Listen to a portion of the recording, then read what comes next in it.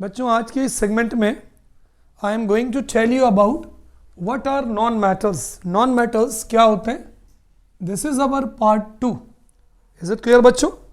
तो हमारा टॉपिक है, इस पार्ट में हमारा क्वेश्चन होगा बच्चों, व्हाट आर नॉन मैटर्स। भाई मैटर्स मैंने आपको बहुत बढ़िया तरीके से बताया कि भाई ये नॉन मैटर्स क्या होते हैं। What are non metals, give example. आप इनका एग्जाम्पल्स दीजिए बहुत सारे।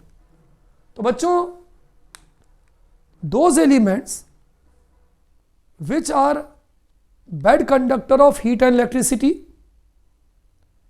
And are neither malleable nor ductile are called non metals. They are brittle, है ना, ब्रेकअप इजीली। ठीक है, तो ऐसे एलिमेंट्स जो हीट और इलेक्ट्रिसिटी के गुड कंडक्टर नहीं होते, न तो हम इनको पतला कर सकते हैं, न तो हम इनको तार के रूप में खींच सकते हैं, बल्कि हम इन्हें आसानी से तोड़ सकते हैं। बच्चों हम उसे क्या बोलेंगे? हम उसे कहेंगे नॉन मेटल्स। तो अगर हम इसकी डेफिनेशन की बात करें तो हम ये लिख सकते हैं बच्चों, ध्यान दीजिएगा, दोज एलिमेंट्स, ऐसे elements which are bad conductor of heat and electricity, बहुत ध्यान से बच्चों, which are bad conductor of heat and electricity, which are bad conductor of heat and electricity and are neither malleable, न तो हम इनको चद्दर के रूप में बना सकते हैं, न तो हम इनको तार के रूप में खींच सकते हैं, which are neither malleable nor ductile, neither malleable, which are neither malleable nor ductile are called non metals. Is it clear बच्चों?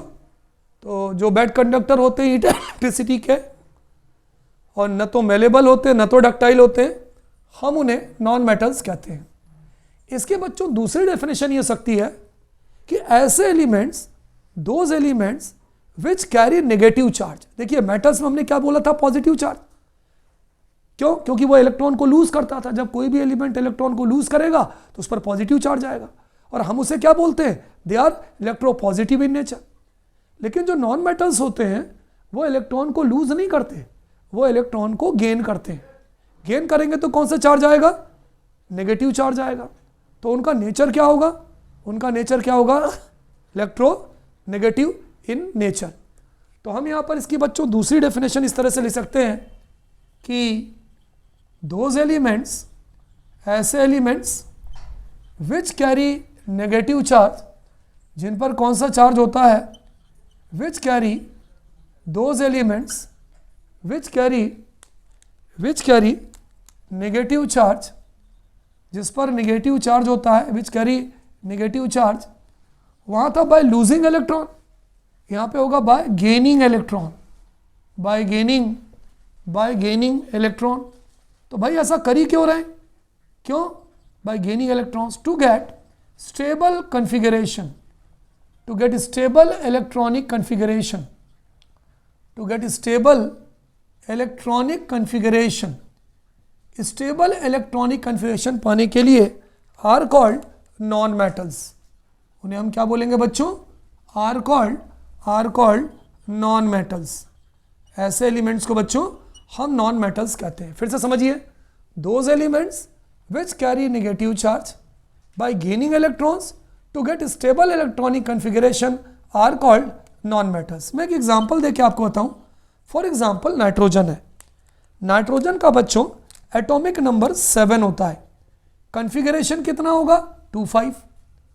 अब मैंने क्या बताया था? अगर किसी एलिमेंट के बाहर वाले शेल में 5 या 5 से कम इलेक्ट्रॉन होते हैं, 4 या 4 से कम इलेक्ट्रॉन होते हैं, तो वो लूज करता है, तो उस पर पॉजिटिव चार्ज आता है।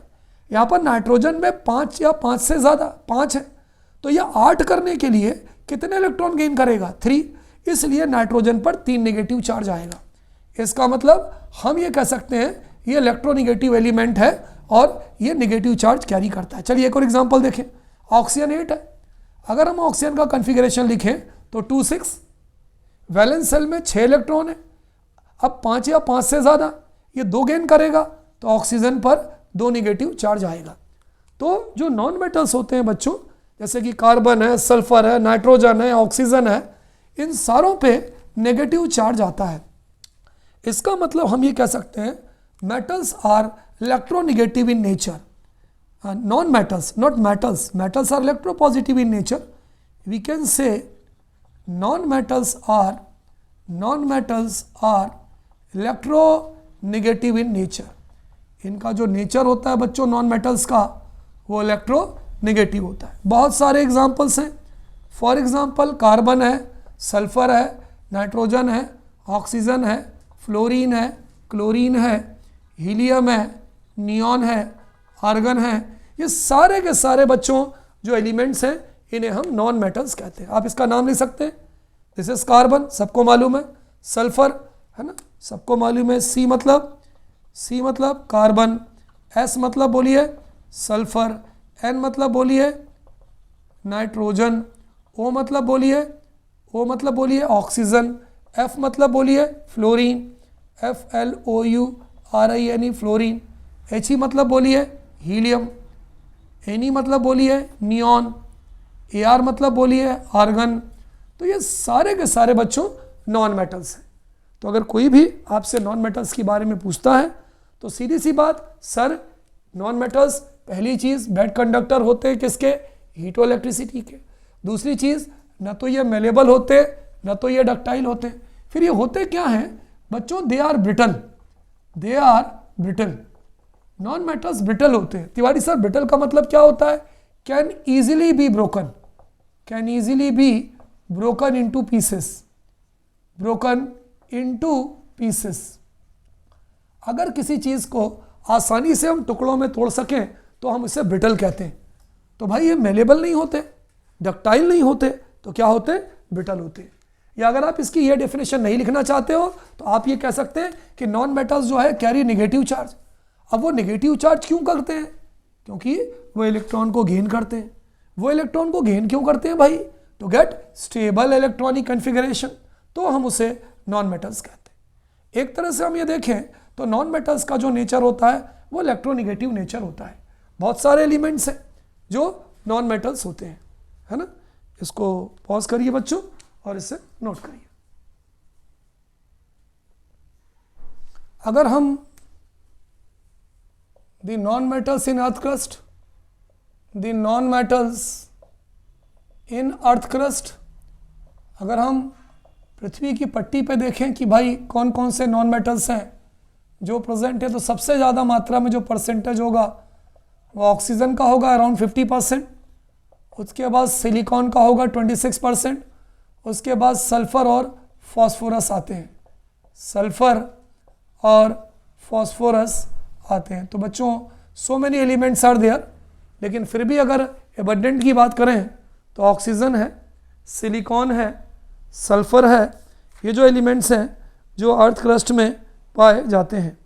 Now we will see the physical properties of non metals. ठीक है, अगली जो हेडिंग है बच्चों, let us see the physical properties of non metals, कि नॉन मेटल्स की फिजिकल प्रॉपर्टीज क्या क्या होती हैं। तो हमारा अगला टॉपिक है बच्चों physical properties of non metals. Physical properties of, exception के साथ देखेंगे, physical properties of non metals. इससे पहले मैंने आपको बताया था फिजिकल प्रॉपर्टीज मेटल्स की। बताइए पहली फिजिकल प्रॉपर्टीज क्या है बच्चों। पहली फिजिकल प्रॉपर्टीज है जो मेटल्स होते हैं they are neither malleable nor ductile. जो मेटल्स होते हैं बच्चों, मेटल्स आर, न तो ये मेलेबल होते हैं, नीदर मेलेबल, न तो ये मेलेबल होते हैं, नॉर डक्टाइल। तो फिर ये होते कैसे हैं, they are brittle in nature. Brittle मतलब आसानी से टूट जाते हैं। They are brittle in nature. Brittle का मतलब मैंने समझा दिया था, इजीली ब्रोकन, आसानी से ये टूट जाते हैं। तो जो मेटल्स होते हैं बच्चों, न तो मेलेबल होते हैं न तो डक्टाइल होते हैं, आसानी से क्या होते हैं, ये टूट जाते हैं। Is it clear. बहुत सारे एग्जाम्पल हैं। फॉर एग्जाम्पल कार्बन है, ना, कार्बन ही आप ले सकते हैं, फॉर एग्जांपल कोयला, कार्बन। दूसरा हम ये कह सकते हैं metals are bad conductor of heat and electricity with except to graphite, है ना। कार्बन जो है वो नॉन मेटल होता है जिससे ग्रेफाइट बनता है, लेकिन वो होना तो चाहिए बैड कंडक्टर, लेकिन वो गुड कंडक्टर होता है, वो एक एक्सेप्शन है। तो दूसरा पॉइंट हम ये कह सकते हैं बच्चों कि जो मेटल्स होते हैं, metals are bad conductor of heat and electricity. Metals are bad conductor of, वो बैड कंडक्टर होते हैं, किसके होते हैं बैड कंडक्टर बोलो, हीट एंड इलेक्ट्रिसिटी के। सिर्फ किसको छोड़कर, कार्बन को छोड़कर। किसको छोड़कर बच्चों, विथ एक्सेप्ट टू कार्बन, ठीक है। Good conductor of electricity in the form of graphite. किसको छोड़कर, यहां मैं लिख सकता हूं एक्सेप्ट ग्रेफाइट, एक्सेप्ट ग्रेफाइट, या कार्बन लिख दो, except carbon in the form of graphite. सिर्फ कार्बन को छोड़कर, except carbon in the form of graphite, in the form of graphite. क्योंकि जो ग्रेफाइट होता है बच्चों, they are the good conductor of electricity, है ना। आपने देखा होगा ब्लैक कलर का होता है, और जो हमारे ड्राई सेल होते हैं, जो हम रेडियो में या जो हम अपने रिमोट के सेल में यूज़ करते हैं, वहाँ पर हम इसका इस्तेमाल करते हैं। तो ये हो गया हमारा सेकेंड पॉइंट कि good conductor of heat and electricity, ठीक है। अच्छा बताइए, ये सॉफ्ट होते हैं और स्ट्रॉन्ग नहीं होते, है ना। They are neither soft nor strong. तो हम ये ले सकते हैं जो नॉन मेटल्स होते हैं, they are soft and strong, they are soft and not strong, not strong. ये सॉफ्ट होते हैं और स्ट्रॉन्ग भी नहीं होते, है ना। वो क्या था, हार्ड थे और स्ट्रॉन्ग थे, ये सॉफ्ट है और स्ट्रॉन्ग भी नहीं है। किसको छोड़ के, except carbon in the form of diamond. आपने सुना होगा डायमंड बहुत हार्ड होता है, इतना हार्ड होता है कि उसका इस्तेमाल हम कांच को काटने में भी करते हैं। Except carbon in the form of diamond, है ना, ये एक्सेप्शन है। कार्बन को छोड़कर जो किस फॉर्म में पाया जाता है, जो डायमंड के फॉर्म में पाया जाता है। चौथा पॉइंट बच्चों, ये लस्ट्रस भी नहीं होते, चमक नहीं पैदा करते, they are not lustrous. Lustrous मैंने बताया था साइनी अपीयरेंस, तो मतलब do not give shiny appearance. किसको छोड़ के बच्चों, एक्सेप्ट आयोडीन, सिर्फ आयोडीन को छोड़कर, क्योंकि जो आयोडीन होता है वो नॉन मेटल्स होता है, और जो नॉन मेटल्स होता है ये लस्ट्रस अपीयरेंस देता है, तो एक्सेप्ट आयोडीन। तो चौथा पॉइंट है बच्चों, they are not lustrous. Is it clear. इसका जो मेल्टिंग और बॉइलिंग पॉइंट होता है वो कम होता है, they have low melting and boiling point, they have low, इनका जो मेल्टिंग पॉइंट है बच्चों और जो बॉइलिंग पॉइंट है ये कम होता है, they have low melting and boiling point. सिर्फ किसको छोड़कर, एक्सेप्ट डायमंड, एक्सेप्ट कार्बन, किस फॉर्म में, इन द फॉर्म ऑफ डायमंड। अगर बच्चों कार्बन हो और वो हीरे के फॉर्म में हो तो उसका मेल्टिंग पॉइंट बहुत ज़्यादा होता है।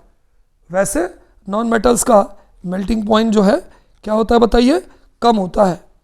इनकी जो डेंसिटी है बच्चों वो भी कम होती है, दे हैव लो डेंसिटी। तो इनकी जो डेंसिटी है बच्चों, दे हैव लो डेंसिटीज, इनकी जो डेंसिटीज है वो अलग अलग होती है। और नेक्स्ट पॉइंट, इनका कलर रेस्ट्रिक्शंस, वहाँ हमने क्या पढ़ा था कि इनका ज़्यादातर मेटल्स का कलर सिल्वरी होता है या ग्रे होता है, but they are of different colours, ये अलग अलग कलर्स के होते हैं, they are of different colours, ये अलग अलग कलर्स के होते हैं। फॉर एग्जांपल सल्फर की बात करो तो sulphur is yellow in colour. तो ये क्या होते हैं बच्चों, अलग अलग कलर्स के होते हैं। So this is all about the properties of metals and non metals. Is it clear बच्चों। चलिए, और अगर हम इसके स्टेट की बात करें तो non metals are may be present in the form of solid, liquid और गैस। सबसे इंपॉर्टेंट चीज बच्चों अगर देख लें तो दे मे बी सॉलिड, ये सॉलिड भी हो सकते हैं, दे मे बी लिक्विड और they may be present in the form of gases. तो सबसे इंपॉर्टेंट चीज ये है ये सॉलिड के फॉर्म में भी हो सकते हैं, ये लिक्विड के फॉर्म में भी हो सकते हैं, और ये गैस के फॉर्म में भी हो सकते हैं। यहाँ मैं लिख दूँ चाहो तो, अगर आप नोट करो तो मैं यहाँ लिख दूँ सॉलिड के फॉर्म में। कैसे? अगर फास्फोरस है या सल्फर है तो ये सॉलिड के फॉर्म में हो जाएंगे। अगर मान लीजिए कि ब्रोमीन है तो ये लिक्विड के फॉर्म में भी हो सकते हैं। अगर मान लीजिए ये हाइड्रोजन है, ऑक्सीजन है, तो they may be present in the form of gases. ठीक है, तो अगर आप बात करें वहाँ पर मोस्टली क्या था कि जो सॉलिड्स थे they are mainly in the form of solids, metals. केवल एक ही मेटल था जो मैंने आपको लिखवाया था, एक्सेप्शन था, mercury, which are present in liquid state. लेकिन ज़्यादातर जो मेटल्स होते हैं बच्चों वो सॉलिड स्टेट में पाए जाते हैं। लेकिन यहाँ हम क्या देख रहे हैं कि ये सॉलिड्स भी होते हैं, लिक्विड्स भी हो सकते हैं, और गैसियस फॉर्म में भी हो सकते हैं। तो जो इसकी बेसिक प्रॉपर्टी थी बच्चों, मैंने क्या बताया कि न तो ये मेलेबल होते हैं, नीदर मेलेबल नॉट डक्टाइल, बल्कि कैसे होते हैं, ब्रिटल होते हैं, ईजिली हम तोड़ सकते हैं। फॉर एग्जाम्पल कार्बन, मेटल्स जो है वो गुड कंडक्टर नहीं होते हैं, हीट और इलेक्ट्रिसिटी के बैड कंडक्टर होते हैं। किसको छोड़कर? कार्बन को छोड़कर, जो ग्रेफाइट के रूप में होता है। दे आर सॉफ्ट होते हैं, स्ट्रॉन्ग नहीं होते। Carbon in the form of diamond, ये चमकीले नहीं होते। आयोडीन को छोड़कर जो लस्ट्रस होता है, शाइनी अपीयरेंस देता है, अपवाद है, एक्सेप्शन है। इनका मेल्टिंग पॉइंट कम होता है। कार्बन को छोड़कर जो डायमंड के फॉर्म में पाया जाता है, इनकी डेंसिटी कम होती है। ये अलग अलग कलर्स के होते हैं, और सबसे इंपॉर्टेंट बात कि they exist in all the 3 stages, that is solids, liquids and gases. तो बच्चों आज मैंने आपको इस सेगमेंट में पढ़ाया कि what are non metals and what are their properties. बने रहिएगा अगले सेगमेंट के लिए। Okay students, good day to all of you बच्चों।